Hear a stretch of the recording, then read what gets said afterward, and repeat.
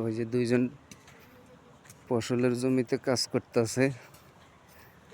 এখন তাদের একটু ইন্টারভিউ নেওয়ার চেষ্টা করব। বন্ধুরা, আপনারা সাথে থাকেন। এই যে আমাদের ফিরোজ ভাই,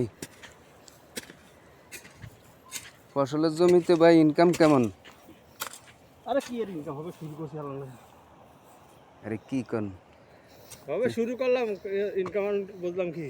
এই যে ভাইয়ের জমিনে তো ফসল আছে ভালোই, কি হ্যাঁ। কি আসে কেমন ইনকাম আজকে টিনকাম 400 বেতন? কেজি শসা মালে বাড়াই দিলাম। তাই নাকি? হ্যাঁ, আচ্ছা, 50 টাকা কেজি শসা তো এই বাড়াই দিলে ফসলের আবাদ ভালোই হয়। ভালো হইতেছে না? হ্যাঁ। ফসল তো ভালোই দেখা যাইতেছে, সুন্দর মাশাআল্লাহ। কিরম ইনকাম ভালো হইতেছে না? হুম।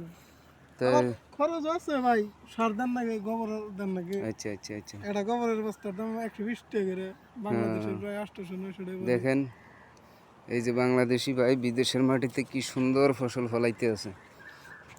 ফসলের কোনো তুলনা নাই। দেখছেন কত সুন্দর শসা গাছ হইতেছে, নিজে হাতে কাজ করতেছে, তাই না ভাই?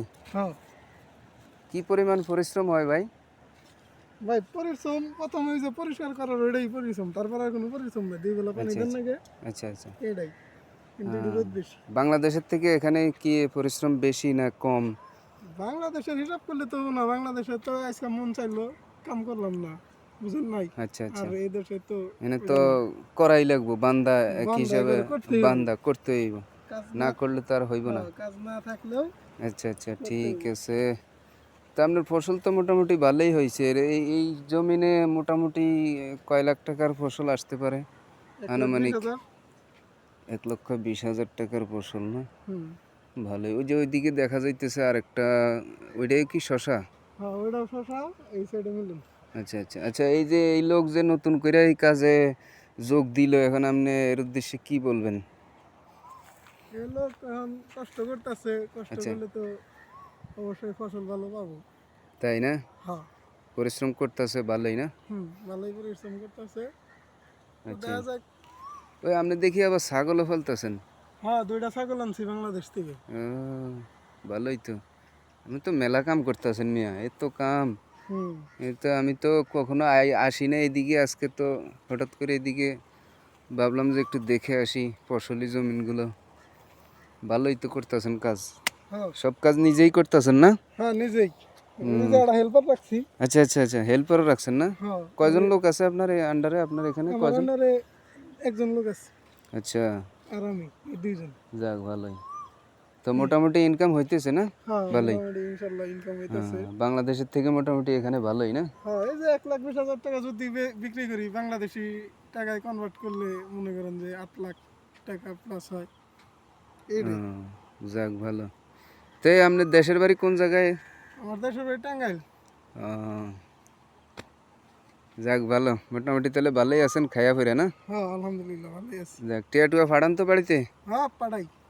যাক, ঠিক আছে ভাই, আপনার মাঠ দেখলাম, ফসলের জমিন দেখলাম, ভালোই লাগলো, ভালো কাজ করতেছেন, সুন্দর ফসল হইতেছে। হ্যাঁ। তো আশা করি আপনার সামনের দিনগুলো আরও ভালো হইব, আরও ভালো ফসল হওয়ার সম্ভাবনা আছে হ্যাঁ। দেখা যাইতেছে, হুম। যদি আল্লাহ আপনার দেয় আর কি। হ্যাঁ, ওইটাই। ঠিক আছে, ঠিক আছে। ওকে ভাই, ধন্যবাদ, ভালো থাকেন। আচ্ছা তো ভাই, ভালো আর থাকবেন। আপনি এই যে যারা বিদেশে আইতেছে, ধরেন এই যে ফসলের কাজে, যেমন মাঠের কাজে সবজি ফলায়, এদের উদ্দেশ্যে আপনি কি বলবেন? যারা ফসলের কাজে আসতে চায়, হুম হুম, তারা আসলে ফসল ফলাক, ভালো আচ্ছা, হবো।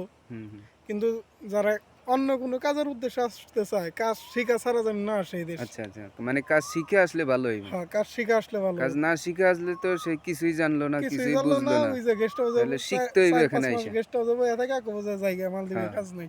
হ্যাঁ, এখানে এসে শিখতে হইব। এই জায়গায় এসে পরে শিখতে বলবো হবে। যে কাজ নাই, খাওয়ান নাই, বেতন নাই, টাকা হ্যাঁ। নাই, আইসা বিপদ নাকি? হ্যাঁ। যে হ্যাঁ, কোনো একটা কাজ শিখে আইতে হইব, শিখে আসতে হবে তো। এটাই তো। হ্যাঁ, বাঙালি ভাইয়ের কাছে একটা অনুরোধ, আপনারা যারা মালদ্বীপে পারছেন, কাজ শিখাবেন। ঠিক আছে, বরাবর, আপনি হুম। সুন্দর কথা বলছেন। আপনার ধন্যবাদ। ওকে, আল্লাহ হাফেজ।